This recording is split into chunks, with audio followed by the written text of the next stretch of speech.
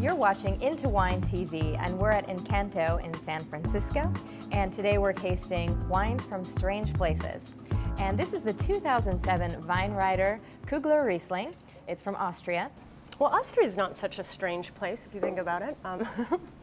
Our governor is from there. That's true. The governor. I mean, sorry. Your governor. Speak for yourself. Well, I'm a huge Riesling fan, so I'm very happy to taste a wine like this because it's beautiful. It's got nice fruit, good acid.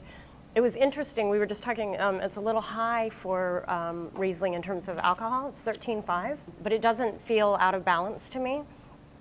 In spite of that, it seems it's pretty lively. What's your take? I'm a little on the fence at this point. I love Riesling. I love Austrian Riesling in general.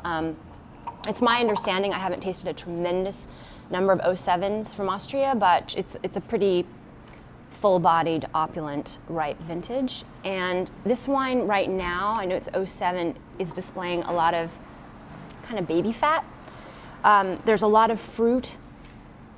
There's good acidity, but I'm not getting the kind of nuance and the minerality that I really like to find in Austrian Riesling.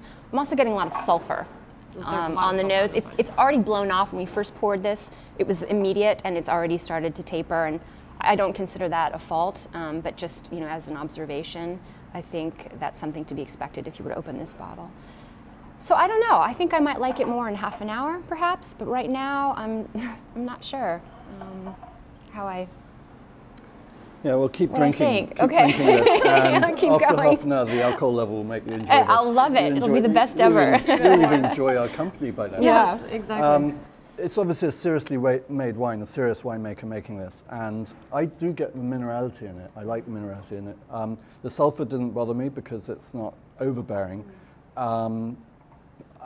It's a beautifully rich fruit, but it's got a dry finish, and obviously, to get this dryness in a Riesling, you have to ferment it to a higher alcohol level, and so 13.5 is understandable. I'd much rather see a little bit more residual sugar and maybe 12.5%. A little less alcohol. Frankly, the thing I love about Rieslings from Germany, let's say, is the really great Rieslings from Germany are usually 9% alcohol, and they're beautiful wines. I like this. I think it's a serious wine. What is it in price-wise? Price-wise, it's $24.95. $24.95. I mean, there's no question that the winemaking is fantastic. I mean, this is a very experienced person making this wine. I think my commentary is more a reflection of the vintage than it is the wine or the winemaker. But I think it's absolutely worth that price, and it's a nice example. I'm just finding it right now lacking a bit of definition. I like my Rieslings to, whether they be sweet or dry or anywhere in between, have a little more cut and chisel in a perfect world. But bottom line for me is I like this wine. I like this wine too. I find it to be very well balanced, which is, whether the intensity level is something that we're accustomed to with Riesling, especially from this area, but it is very balanced. And it is a serious wine that wine geeks can talk about. Would you say it's a standalone wine, or does it need to be paired with something to really enjoy it? I think it could straddle. Yeah, I could do it either way. It's very versatile. I should probably, get accustomed to wines like this, because I think with global warming, we're going to see more and more wines from cool areas that are going to have more weight to them, are going to have a little more alcohol, and hopefully the winemaker can find that balance between picking, at an earlier time when there isn't as much sugar, and making wines that are balanced, leaving a little sugar if need be, and making delicious wine. So I think it's, I hate to say almost inevitable, but it seems like the alcohol levels have been creeping up.